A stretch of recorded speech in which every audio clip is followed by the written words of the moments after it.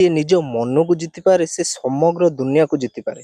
ବନ୍ଧୁମାନେ, ଆଜି ଆମେ କଥା ହେବା ଏକ ଏମିତି ଶକ୍ତି ବିଷୟରେ ଯାହା ମଣିଷକୁ ସାଧାରଣରୁ ଅସାଧାରଣ କରିଦିଏ। ସେହି ଶକ୍ତି ହେଉଛି ବ୍ରହ୍ମଚର୍ଯ୍ୟ। ବ୍ରହ୍ମଚର୍ଯ୍ୟ କେବଳ ଶାରୀରିକ ସଂଯମ ନୁହେଁ, ଏହା ହେଉଛି ନିଜ ଚିନ୍ତାଧାରା, ନିଜ ଇନ୍ଦ୍ରିୟ ଏବଂ ନିଜ ମନ ଉପରେ ନିୟନ୍ତ୍ରଣ ରଖେ। ଆଜିର ଦୁନିଆରେ ସବୁଠାରୁ କଷ୍ଟକର କାମ ହେଉଛି ନିଜକୁ ନିୟନ୍ତ୍ରଣ କରିବା। ମୋବାଇଲ, ସୋସିଆଲ ମିଡ଼ିଆ, ଅନାବଶ୍ୟକ ମନୋରଞ୍ଜନ ଏବଂ ଅନେକ ପ୍ରଲୋଭନ ଆମର ଧ୍ୟାନକୁ ଭାଙ୍ଗି ଦେଉଛି। କିନ୍ତୁ ଯିଏ ନିଜର ଶକ୍ତିକୁ ସଂରକ୍ଷଣ କରିପାରେ ସେ ନିଜ ଜୀବନକୁ ବଦଳାଇ ପାରେ। ବ୍ରହ୍ମଚର୍ଯ୍ୟ ଆମକୁ ଶିଖାଏ ନିଜର ଶକ୍ତିକୁ ବ୍ୟର୍ଥ କରନି, ନିଜର ସମୟକୁ ବ୍ୟର୍ଥ କରନି, ନିଜର ଧ୍ୟାନକୁ ବ୍ୟର୍ଥ କରନି।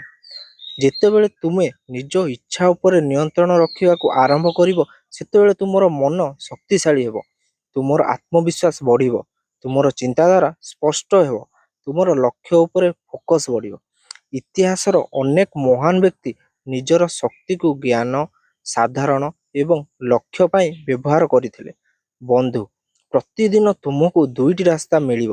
ଗୋଟିଏ ରାସ୍ତା ତତ୍କାଳିକ ସୁଖର, ଆଉ ଗୋଟିଏ ରାସ୍ତା ଦୀର୍ଘକାଳୀନ ସଫଳତାର।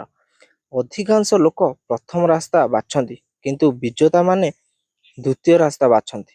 ବ୍ରହ୍ମଚର୍ଯ୍ୟ ହେଉଛି ସେହି ଦ୍ୱିତୀୟ ରାସ୍ତା। ଏହା ସହଜ ନୁହେଁ, କିନ୍ତୁ ଯାହା ସହଜ ତାହା କେବେ ମହାନତା ଦିଏ ନାହିଁ। ମନେ ରଖ, କ୍ଷଣିକ ସୁଖ ତୁମକୁ ଦୁର୍ବଳ କରିପାରେ, କିନ୍ତୁ ସଂଯମ ତୁମକୁ ଅଜୟ କରିପାରେ।